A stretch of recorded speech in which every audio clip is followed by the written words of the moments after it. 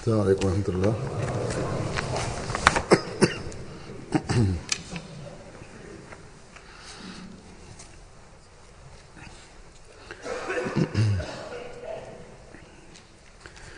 أشهد أن لا إله إلا الله وحده لا شريك له وأشهد أن محمدا عبده ورسوله. أما بعد فأعوذ بالله من الشيطان الرجيم. بسم الله الرحمن الرحيم. الحمد لله رب العالمين الرحمن الرحيم مالك يوم الدين. إياك نعبد وإياك نستعين. اهدنا الصراط المستقيم صراط الذين أنعمت عليهم غير المغضوب عليهم ولا الضالين. وعد الله الذين آمنوا منكم وعملوا الصالحات ليستخلفنهم في الأرض كما استخلف الذين من قبلهم ولا يمكنن لهم دينهم الذي ارتضى لهم ولا يبدلنهم من بعد خوفهم أمنا يعبدونني لا يشركون بي شيئا.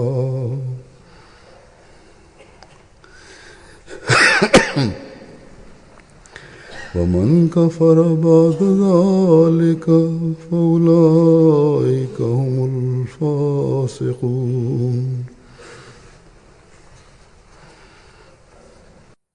Превод от този стих е, че онези хора от вас, които вярват и ще вършат добрини, с тях Бог обещал, че наистина ще ви им прави халиф в земята, както той е правил халифи преди тях, и за тях, тяхната религия, която той е избрал за тях, ще им даде спокойствие и след страха ще им даде спокойствие. Те ще служат пред мен и се молят на мен и няма да правят равни с мен. И онзи, който ще бъде неблагодарен след това, те са онези, които не вярват в Бога. Този стих, както тази тема е ясна, Бог с мусулманите разказва този стих за това обещание, че в исляма ще продължи системата за хилафът. И пророк саллаллаху алейхи ва саллям, както той е казал, че делата на мусулманите и тяхната вяра, тази награда Бог ще вземе от тях за едно време. Но също той каза, че както Бог обещал, силните вярващи и които ще вършат добрини и които ще върват в съвършената книга, последната книга и шария на Бога, с тях това обещание и халифът по пътя на пророцтво ще продължи. Пророчество ще продължи. мусулманските ходжи, техните неправилните вярвания и Коран Карим и учението на пророк саллаллаху алейхи ва саллям, не познавайки дълбоко знанието на учението и само така обикновено тълкувайки, повечето мусулмани те не разбират това, че системата за халифат как ще продължи. И много хора и са такива са в мусулманите, които казват, че не се нуждаем от халифа. И който има той да продължи да вярва в своята група в исляма, това е достатъчно. И днешните мусулмани пред света, тяхното състояние е такава. И както ислям, хората обвиняват на исляма заради тях, това се нуждае. Както някой живее, так трябва да така да живее.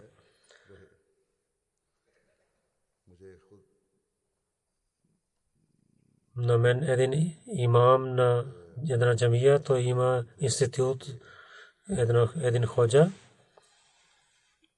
че той знае религията, живее тук в европейски държави. С Ахмадите той има добри отношения. Той каза мен, че аз съм от тази група на исляма. Нашите главни хора казаха, че да не опитнявайте на другите и да не изоставите своята религия. И такива хора, тези, които са ходжи, те за своите вярващи и последователи ще учат това нещо, че не се нуждаем да се събираме в една ръка на халифа. Тези неща показват, че при тях тези групи и за мусулманската добрина и са по-важни от това те да се събират в една ръка. И когато те не разбират учението на Корана и на пророк саллаллаху алейхи ва саллям и не слушат думите на пророк саллаллаху алейхи ва саллям, и тогава така ще стане. Мусулманите и техните ходжи, те не знаят това, разказвайки, че те ще бъдат неграмотни. Обещания Масия алейхиссалату вассалам каза на едно място, че някои хора, този стих,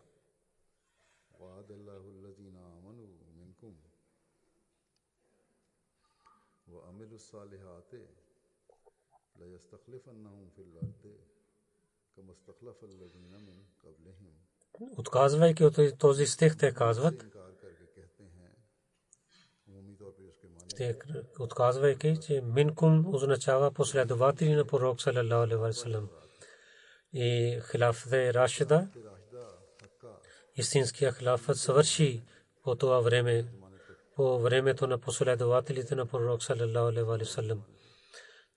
Той каза, че до страшния съд в исляма, при тези хора, до страшния съд няма да има хилафът в исляма. Като един сън, само това беше време за 30 години за системата на хилафът и след това за винаги ислям. Наузбилла ислям отиде в раздор и където няма беркет. И той каза, че аз не мисля, че някой вярващ ще има да вярва така, който да вярва за Муса алейхиссалату вассалам, че от беркат на неговата шария той имаше и хилафът продължи 14 века в него. И онзи пророк, който е най-велик от другите пророци, и неговата шария ще продължи до края на света и неговите баракати и бяха ограничени само за неговото време. И Бог не искал, че неговите баракати да продължават и от неговите халифи да продължават. Слушайки тези неща, ние имаме страх, но с ужас, че онези хора, които казват, че са мусулмани, но с много измама, те разказват тези лоши думи, че баракетите на исляма няма да продължават. От много години това са свършени. На едно място той каза, че ако щеше да има само за 30 години халифат, системата на халифат, и ако това беше живот на исляма, тогава пророк саллалаху алейхи ва саллям искал, той можеше да даде повече 30 години по живот на пророк саллалаху алейхи ва саллям, и тогава нямаше нужда за системата на халифат в исляма. Има и такива хора, които вярват така. Както ви разказах, тези хора, на които обещания Масия алейхи ва саллям обяснили с много ясни думи. И има и такива, които заради за материалните власти, те искат да правят своите системи за халифат. При тях халифат ще има със сила.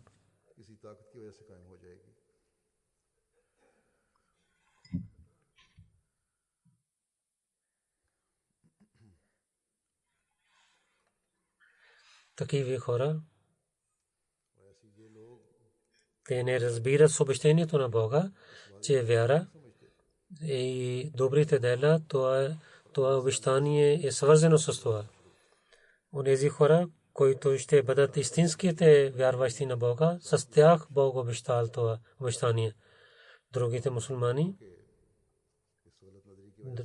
и тези сили, които са против исляма, те да слабват ислямските власти.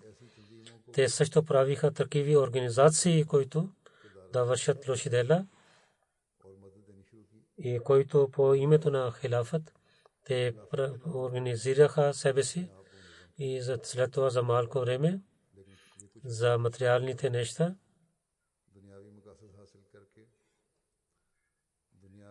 и не получавайки съветските сили, те сега ще бъдат унищожени. От 3 години в Ирландия един юнист пита, че сега, който има халифат в ислямския свят, какво е истина за това? Че вие, които имате система за халифат, вие какво мислите за това? Той каза, този халифат не е от исляма. Това е само една организация за терористите, както са другите групи. И най-накрая резултат за това ще стане същото, което е резултат за другите групи, докато ще помагат на тях. Те, когато ще няма да помагат, тогава те ще изчезват от земята. Тези хора, те какво ще дадат сила на религията и какво те ще правят мир в света. Но хората гледаха, че в ислямския свят там няма мир и спокойствие. И те разрушиха мира на ислямския свят. Против ислямските сили, това беше една агенда за да отслабват ислямските власти. И там участват главите на мусулманските власти, които за своята власт те убиха невинните хора и до сега не за мир. Един мусулман има страх от един мусулманин и не мусулманския свят. И те унищожават спокойствието на неислямския свят. Какви са причините, но един мусулманин, който има болка, когато гледа, че в света убиват невинните хора и разпространяват раздор, и там има ръката на един мусулманин, тогава се чувства болка и се чувства неспокойствие. В миналите дни една случка в Манчестър и невинни 23 или 4 хора са убити. Там деца също бяха убити. Това е много жестока работа. И това не е работата на учението на исляма с никакъв начин. Тези жестоки примери гледайки, ние имаме неспокойствие. Бог да бъде милостив с онези, които умираха, и да даде търпение на техните роднини и да спира ръцете на тези жестоки хора, които, използвайки името на исляма и използвайки името на хилафът, вършат такива неща. И така в ислямските държави, които убийства и жестоки неща има, то всичко е заради това, че те се отдалечаваха от религията и не вярват в Бога. Тези дела,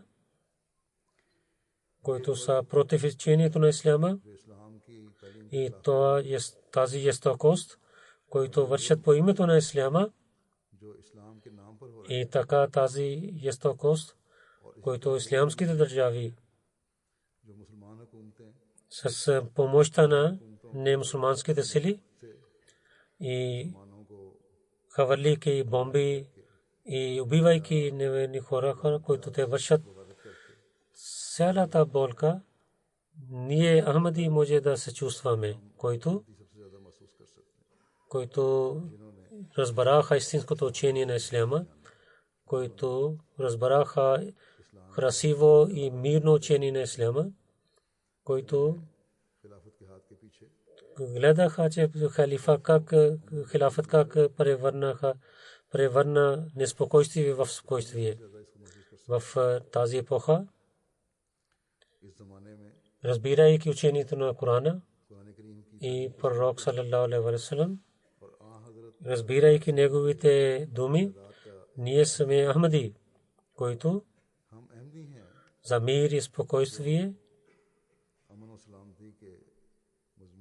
и свързвайки с последния халиф, разбираме тази тема. Хилафът няма да получи някой с съветските сили и нито с измами, а нито с ходжи, се събирайки. Ако ще разбират, така ще стане халифът. Преди няколко годините и мусулмани се събраха и да избират халиф. Системата на хилафът, който ще продължи да превърне неспокойствие в спокойствие, който, получавайки радостта на Бога, ще даде мир в религията.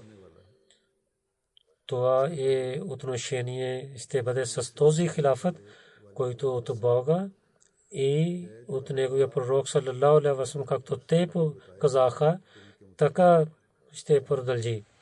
Затова Бог в Корана каза, в глава 5 Джума, в тях, и Бог ще изпрати на него в другия народ, който още не са свързани с него. Когато този стих Бог открил, тогава един последовател питал пророк саллаллаху алейхи ва саллям, че о моя пророк, кои са онези хора, които още не се свързваха с нас и но са последователи? Пророк саллаллаху алейхи ва саллям не отговорил. Този човек питал 3 пъти същия въпрос и затова пророк саллаллаху алейхи ва саллям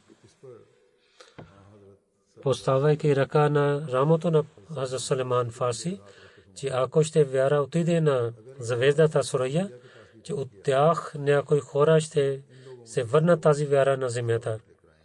И за мястото за последните на хора, пророк саллалаху алейхи ва саллям каза, че моя народ има много беркет.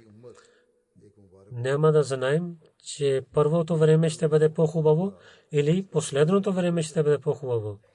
За последното време ще бъде това е блага вест от пророк саллалаху алейхи ва саллям. Дали това последния време, тези ходжи, тези власти, които саре има в исляма, с тях ще получаваме тези бъркати, няма да стане така. Тези хора са светски хора. Това ще получим, да вървайки след този човек, който ще докарва вяра пак обратно в света. И този опит да има тази вяра в света, това е след слугата на пророк саллалаху алейхи ва саллям.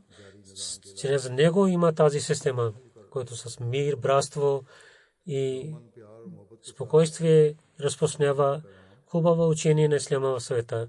Вяра да влиза в сърцата, това опитва.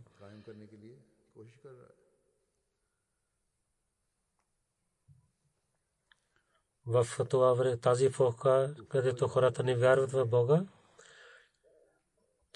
само това е работата на джамата на обещания Масия алейхи салам, което ние трябва да вършим. И много случаи има с мен и с другите хора има такива случаи. Има конференции за мир, има събрания, хората идват в наши събрания, когато ние разказваме нашето съобщение, истинското съобщение ислама, тогава не мусулманите и християните казват, че това е истинското съобщение. Това е исляма, който ще пази на света. Ако този ислям ще разпространявате, тогава ние ще вярваме в това. Това е работата, която ние трябва да вършим. Новата вяра и за вяра има в нашата епоха обещания Масия алейхи салату ва салам и обещания Махдия. Трябва да бъдем свързани с него, който е последния халиф. И последните да свързат с първите. Обещания Масия алейхи салату ва салам каза на едно място, че този стих разказва това, че Бог е онзи Бог, който в такава епоха е изпратил своя пратеник, че хора не знаят истинското учение и знание. И тези сили, с които душата бъде пречистена и духовността да бъде съвършена, това изчезна от света. Знанието и учението на знанието, хикмат, това беше свършено. И това да бъде свършено учение и знанието за религията да бъде свършена и душата на човека да бъде възпитавана с знание и с делата да бъдат поправени.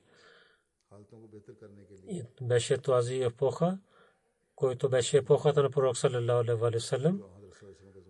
И всичките тези неща нямаха по това време. Тогава този пророк саллалаху алейхи ва саллям е дошъл и хора бяха не на правия път. Те отдалечаваха Бог и от правия път. И по това време Бог изпратил своя пророк, Умми изпратил, и този пророк саллалаху алейхи ва саллям, той пречистил техните души и ги учил книга и знанието със свършен начин. И учението на книга той учил на тях. И с чудеса той е правил това, че тяхната вяра стана съвършена вяра. Той показал много чудеса и той показал, че Бог е силен. И така тяхната вяра бяха по-силна и стана съвършена вяра. и получаваха светлина, чрез която те познаха със своя Бога, и тази светлина влиза в техните сърца. И така и ще стане в последното време. И тези хора пак ще бъдат неграмотни и ще бъдат далече от знание и от религията. И така Бог ще прави пак този народ като последователите. Както последователи гледаха, и така този народ ще гледа. И до тако, че тяхната истинската вяра ще стане като последователите на пророк саллаллаху алейхи ва саллям. Той алейхиссалату ва салам, където в своите последователи той е направил тяхната вяра по-силна и да имат доверие в Бога. Те дадоха жертви и излязоха от тъмнината, която прави тъмнина, и не в света беше, нямаше светлина в светлината на вяра в света. Той отново е дал живот на исляма. И тези последователи, свързвайки с обещания Масия алейхиссалату ва салам, получиха тази светлина, която беше светлината на истинската религия. Те гледаха различните чудеса, които са в хиляди в нашата литература. Днес има много такива, които излязайки от тъмнината и получават тази светлина.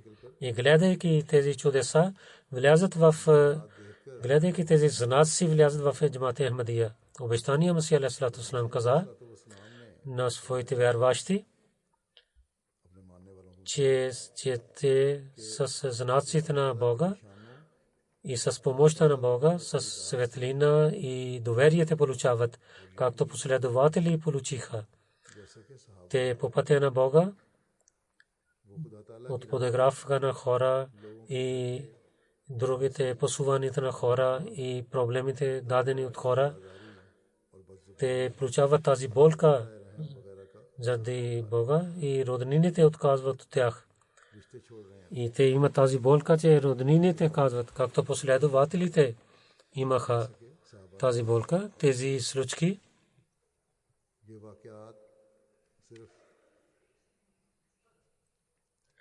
не бяха само по това време в този народ, където обещания Масия алейхиссалату ва салам дошъл, Пакистан или Индия, но пророк саллаллаху алейхи ва саллям, в бъдейки неговите слуги, той е дошъл да прави всичките целия свят един народ и те да служат пред Бога. Затова в другите държави на света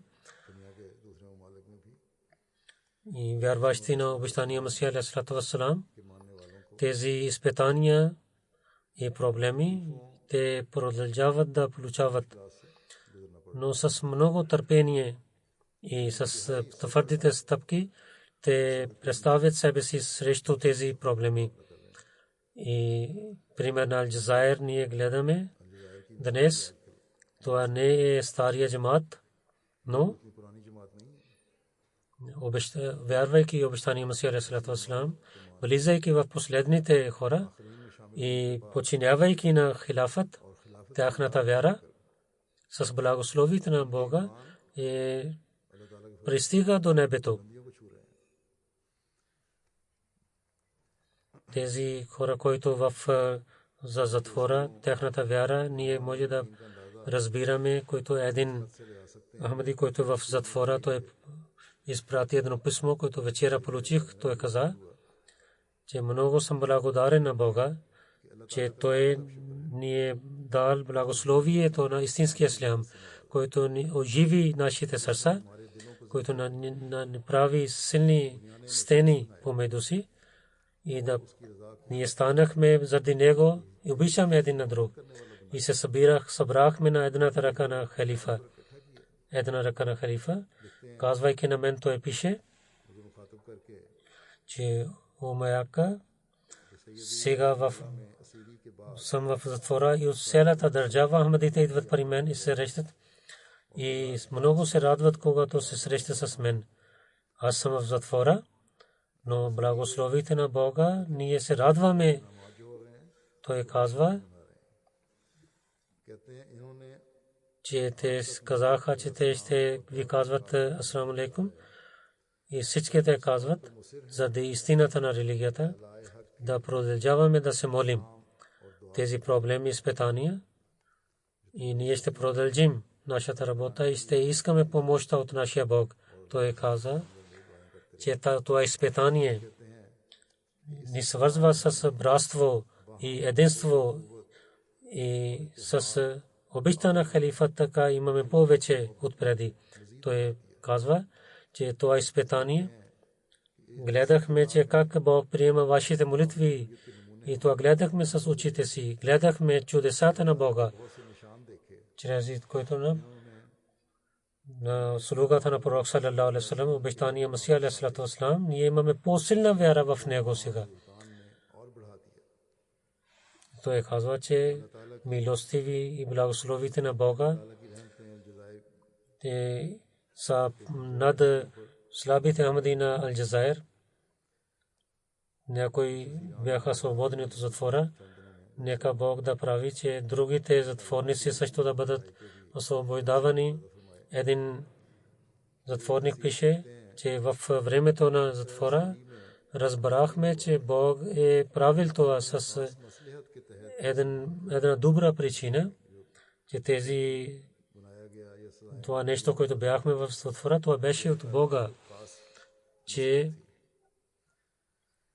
той да показва своите знаци, няколко знаци на нас. Чудеса той искаше да показва на нас. Затова ние имахме тези изпитания проблеми. Той казва, че свобода и спокойствие, и когато получихме успехи, ние разбрахме, че ние гледахме на нашия Бог и знаем пътищата на Бога, но сега знаем, че преди не гледахме нищо. Сега гледаме истинските сили на Бога. Аз не се страхувах, нямах страх от затвора, но се страхувах това, че дали съм служил пред Бога, се молих на Бога както трябваше или не. Той пише, по времето на затвора гледах много сънища и получих спокойствие, че той казвайки на мен, че в съня се срещнах с вас и вашите молитви дадоха сили на нас и дадоха мир и спокойствие на нас. Нашата свобода наистина е заради вашите молитви и молитвите на другите Ахмади. Той казва, да се молят за моя жена, която много търпение и сила тя продължи. Само неговата жена беше Ахмади, другите роднини не бяха Ахмади. И този затворник, когато беше първия, бащата на неговата жена почина, след това братията изоставиха на нея.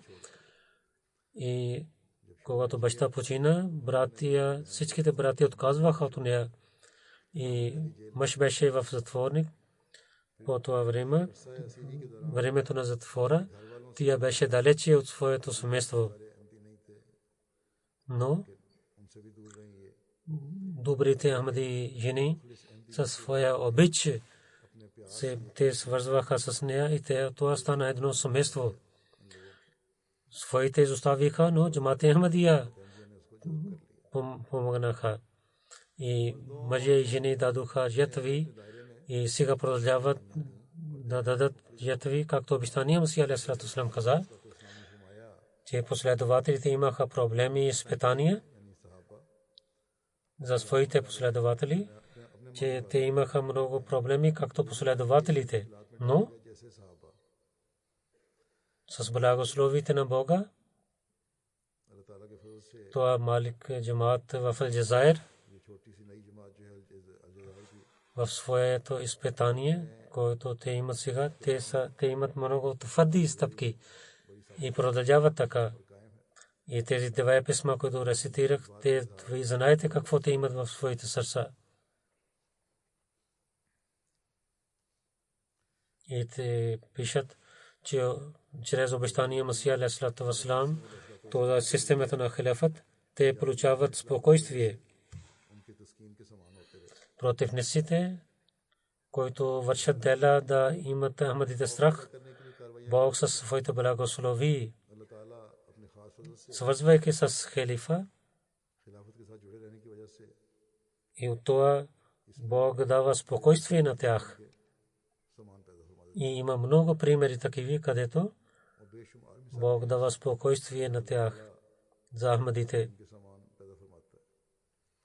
Индивидуално и като джамата също има изпитания и проблеми. Бог, както Той обеща, дава спокойствие и мир на тях. То не е свързано с някакво особено време или епоха. Както ви дадох примери, Бог, това не е условие за това, че Бог е обещал онези, които вярват и ще вършат добрини делят, ще им даде спокойствие. Но Бог отново и отново се обръща тяхното внимание, че те да се молят пред Него. И когато така ще се молите, тогава наистина ще има страх, но това състоянието на страха, индивидуално и колективно, заради тази връзка с Бога, който ще бъде с халифа и с Бога ще има, заради тази връзка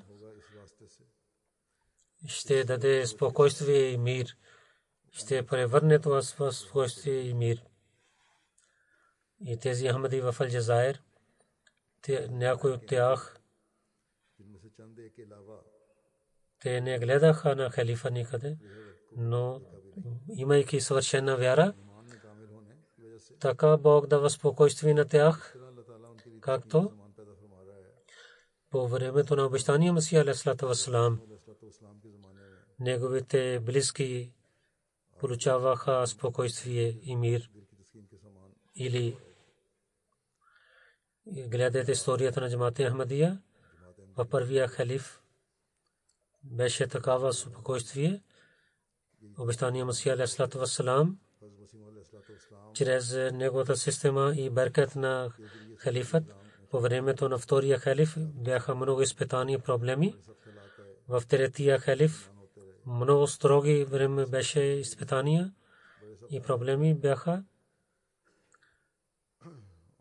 И там главата на пакистанския власт, че той каза, че ще вземе всичко от джамата Ахмадия, но Бог е дал много на джамата Ахмадия. И в четвъртия халиф така стана. И сега пак продължава Бог помага на халифа. Това е свързано с онези вярващи, които са истинския халифът, са свързани и който е хилафът от Бога. Нека Бог става така, че Бог е обещал на обещания Масия алейхиссалату вассалам за това, че след него втората сила, която е хилафът, чрез системата на хилафът, ще бъде неговата работа ще бъде свършена и ислям пак ще има победа в света. И ще даде спокойствие на вярващите. Зато обещания Масия алейхиссалату вассалам в книгата Ал-Васият, че той ще отиде от този свят и чрез халифът ще има много развитие. Той казва, че о моите любими, че от много дълго време това е сунет на Бога, че Бог показва две сили, че той да даде неспокойствие на невярващите, че това не е от Бога, че той да изостави своята стара работа. Както да не се отчаивайте и да нямате болка, той дава спокойствие на своите последователи, че ако аз ще отида от този свят, че то е важно за вас вие да гледате втората сила и това ще бъде добре за вас, че защото това ще продължи за дълго време. До страшния съд, до последното време на света няма да свърши това. И тази сила няма да дойде, докато аз да не отида. И когато аз ще отида, тогава тази сила ще дойде. И това ще продължи винаги с вас. Както Бог е обещал в книгата Барани Ахмадия, това обещание не е с мен, това обещание с вас, както Бог казва, че аз на този джамат, който са твоите последователи, ще им дам победа над другите до края на свет. Ще дойде този ден, когато аз ще отида, и ще дойде този ден, когато втората сила ще получавате. Нашия Бог, истинския Бог, той ще покаже всичко на вас, който той е обещал с вас. Тези дни са последните дни на света и много проблеми света има. Затова е много важно, че този свят да продължи, докато да избъднат тези думи, за които Бог е казал. Аз съм дошъл като един знак от Бог. И аз съм знак от Бога. И след мен ще бъдат другите хора, които ще показват втората сила на Бога. И затова и се събирайки се молите пред Бога. И трябва, че целия джамаат във всяка държава да се молят, че другата сила да дойде от небето и да Бог да показва, че той е всесилен. Гледайте, че вие ще умрете, вие не знаете кога ще умрете, ще има проблеми и изпитания, но последната победа ще бъде на джамаат Ахмади, иншаллах таала. И обещания Масих алейхиссалам чрез него, системата на хилафът е истинската система, чрез която има много развитие и е свързано мир и спокойствие на света. Тази система, която ще даде победа на исляма над всичките религии, ще стане. Разказвайки това обещание Масих алейхиссалам каза, че това е суннет на Бога, че от когато той е създал на човека на земята, винаги той показва този суннет.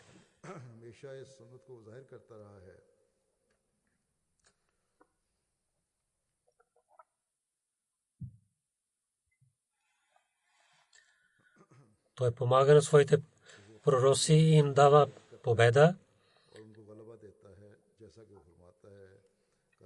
И победа означава, както пророците имат цел, че с обещанието на Бога разпространява в света, и така с силните знаци Бога показва тяхната истина. И те разпространяват истината, и те садят това семе на истината в земята.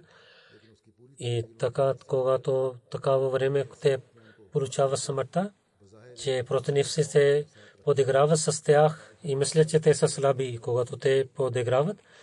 И той показва втората силна ръка. И така прави системата, че този сел, който не беше изпълнено чрез него, това ще бъде изпълнен. Така Бог показва две сили. Първо, с пророците първата сила, и второ, след неговата смърт на пророка, той показва по това време и по това време, когато пророците имат много сила и мислят, сега този джамаат ще бъде свършен. И те ослабват. И много хора отказват от религията. По това време Бог показва втората сила на своята ръка и той дава сила на този слаб джамаата. Онзи, който ще има търпелив до край, той гледа знаците на Бога, както първия халиф Абу Бакр Сидик разияллаху анху, че когато хората гледаха, че пророк саллаллаху алейхи ва саллям е починал, и много хора отказваха от религията, и последователите имаха много болка. Тогава Бог е дал сила на Абу Бакр разияллаху анху и дал пример, че и той е взел ислям, дал сила на исляма. И това обещание,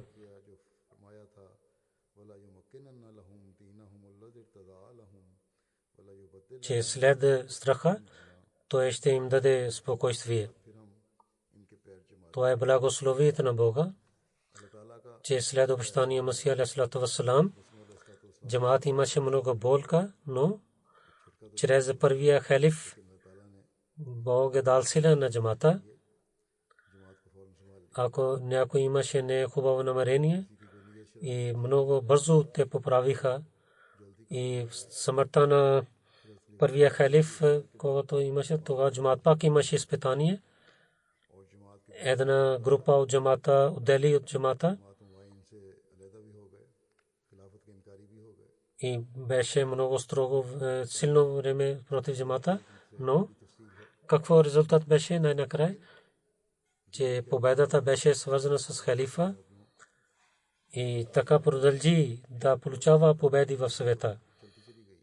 И както ви разказах, третия халиф дойде и имаха много изпитания, проблеми, но Бог много благословил.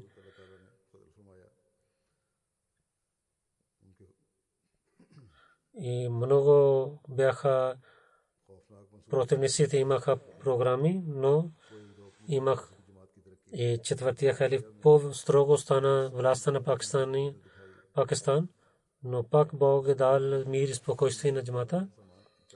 Джамат-и Ахмадия имаше много победи в света, много нови пътища за проповед имахме, чрез сателитите МТА получихме. И по времето на петия халиф тази работа по-широка стана. И сега това съобщение не е само в хиляди, сега в милиони хора пристига. Не само сега враждебността има в различните държави. То е знак за истината на Ахмадия, то е знак за победата на Ахмадия джамат. Но Бог, както той обещал, ще показва победите на джамат-и Ахмадия, развитие, пътищата на развитие показва на джамат-и Ахмадия. Тези за нас си показват, че въпреки имайки тези проблеми, победата на исляма ще стане чрез обещания Масия алейхиссалату вассалам и чрез неговата системата на халафът ще стане. Противниците колко ще опитват, те ще имат, няма да имат успех. Бог да даде възможността на всеки Ахмади, че той да има силна вяра и да върши добри дела и да се моли, всеки Ахмади да се моли пред Бога, че ние да станем част на това развитие, да станем винаги. След петичната молитва ще има погребална молитва. Господин Чодри Хамид Ахмед Сахиб и синът на Чодри Сулман Ахмед Сахиб от 7-8 години той живееше тук. 20 май той почина чрез рак, беше 49 годишен и на лилави на лехраджион. Чодри Мола Бакш Сахиб саби последовател на обещания Масия алейхиссалату вассалам, той беше правнук и дойде в Германия. В Германия той служил на джамата, сектор Тарбият, Каид Маджлис, Мотамид и регионал Имарат, сектор Муряма той е работил. Освен Худамул Ахмади Джермани. И след това в Босния събрание, като представяйки на джамат-и Ахмади Джермани, той отиде там и той правеше проповед с много, обичаше това. И ако нямаха други хора, той самия отиваше за проповед. И идвайки в Великобритания, той започна да работи като Назим Атфал и така той помогна на своите деца Атфал. Той много искаше да проповядва в Худамул Ахмадия и Ансарулlah. Като Мотамед той е служил дафтар правия сектор постоянно. Той доброволно работеше и много помагаше на нас за нашите писма. И така и той беше за защита като хадам. И понякога разбрах, че той не работи друга работа. Целия ден тук живее той в джамията, но той също работеше. Прекарвайки време оттам, той дълго време той работеше в приват секретар и така и той беше муси. Той изостави и една жена и една дъщеря и 4 синове. Негова баща Салман Ахтар пише, че моя син беше много известен беше за джамат. Имаше много хубава връзка с джамата. Винаги служеше на религията. И когато той имаше възможността да служи на джамата, винаги вършеше работата. Докарваше децата в джамията, когато той беше много болен, когато имаше малко лек. Той беше много силен против своята болест. И бъдейки в дома, той работеше като секретар в Фенол. Неговата жена също пише. Той беше един приятел на децата, обичаше на тях. Ние имахме 15 години. Никъде той не говори с висок глас с мен.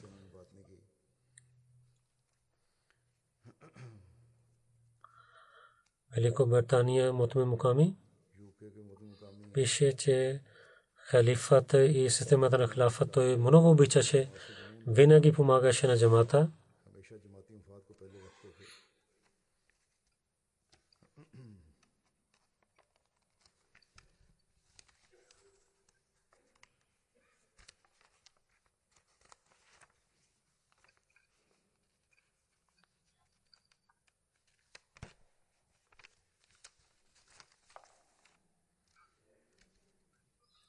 До 2-3 пъти той отиде в болницата и когато имаше лек, веднага се връщаше за своята работа. Понякога не разбрахме, че той е болен. В последните дни той казва, че той не се молил в джамията, затова той имаше болка. Неговият приятел пише, че той работеше за такси, че той ако беше на първия номер, и когато имаше време за молитвата, той отиваше. Аз там бях, че той се върна се молейки и той възел най-първо човек да вози. И аз имах този урок, че трябва да изоставим нашите материалните неща за религията. И така Бог благослови за това. Той също възпитаваше на своите приятели.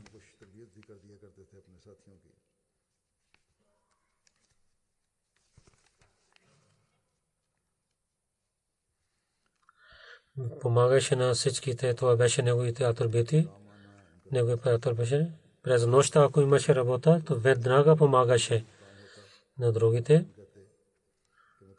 В таблиги стар, Атал Муджиб Рашид Сайб винаги отиваше там и винаги смехвайки се работеше той. Той каза,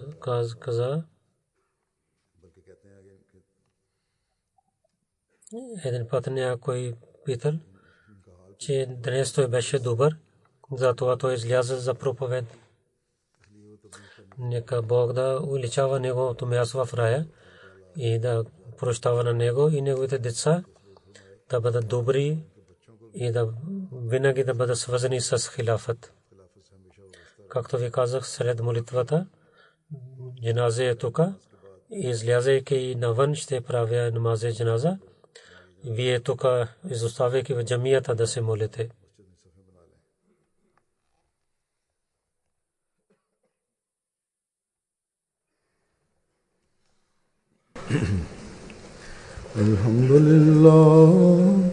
Alhamdulillah, nahmaduhu wa nasta'inuhu wa nastaghfiruh wa nu'minu bihi wa natawakkalu alayhi wa na'udhu billahi min shururi anfusina wa min sayyiati a'malina.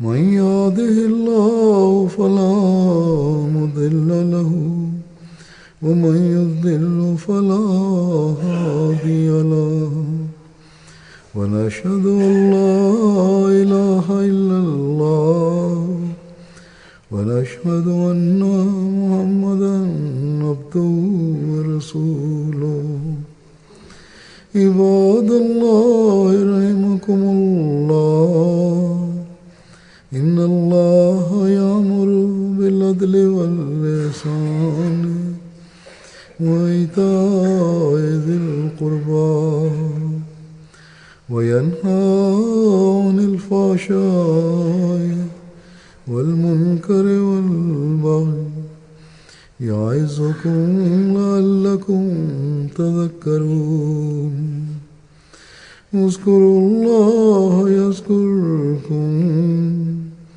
وادعوه يستجب لكم ولذكر الله أكبر.